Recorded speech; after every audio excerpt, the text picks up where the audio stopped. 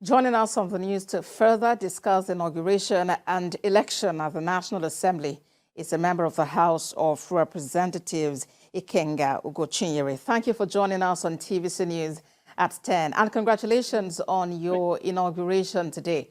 What is your assessment of the process that brought in principal officers of the House? I think for the first time in the history of the House of Representatives, after Frederick Metcalfe of 1959, you have a unifying election, an election that, cuts across all political divides, ethnic divides, and for the first time in a competitive House of Representative election, a winner scored 354 votes, which is the greatest ever, leaving his opponent with roughly 5 votes or thereabouts. Well, 353 actually, Honorable. Yes, thank you so much. The beautiful thing about this election is that members decided to put aside their political differences, their religious differences, their ethnic differences, to come together to have an all-inclusive parliament that will focus in the coming days on using the instruments of the parliament in solving critical, and I mean critical, national problems. So we decided not to play politics on this particular one, and everybody came together and decided that Tajuddin Abbas and Benjamin Kalu. Tajuddin Abbas because of his competence, Tajuddin Abbas because of his legislative experience with over 74 bills. Benjamin Kalu has the requisite experience and the inclusiveness that his ticket represents, having the status on the ticket. Everybody resolved that it's time to move forward.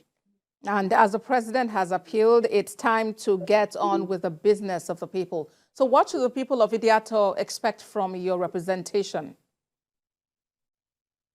Very most important right now as I speak to you is that the bridge linking us from Olo is no longer there. People have to go through the bush.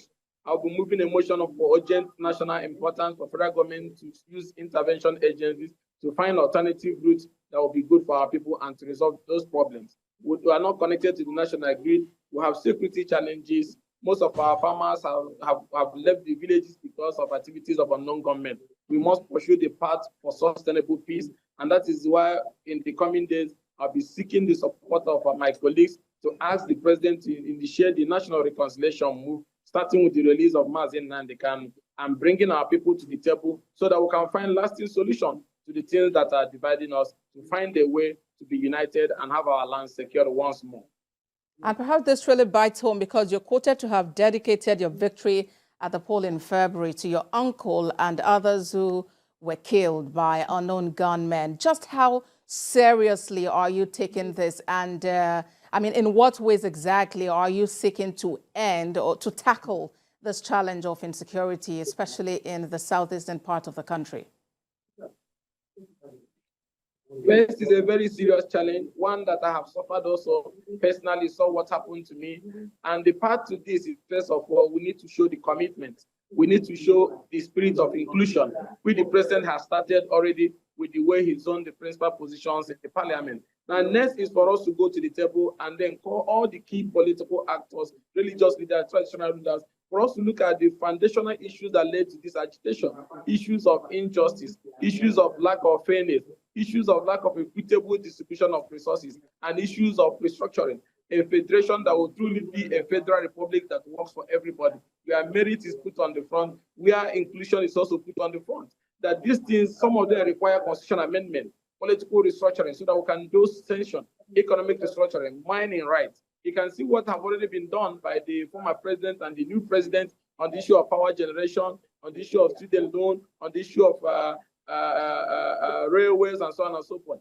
These are, critical issues that we must address, that when we do them, a lot of people that have lost faith in the Nigerian Federation will get that faith back, and then peace and stability can return.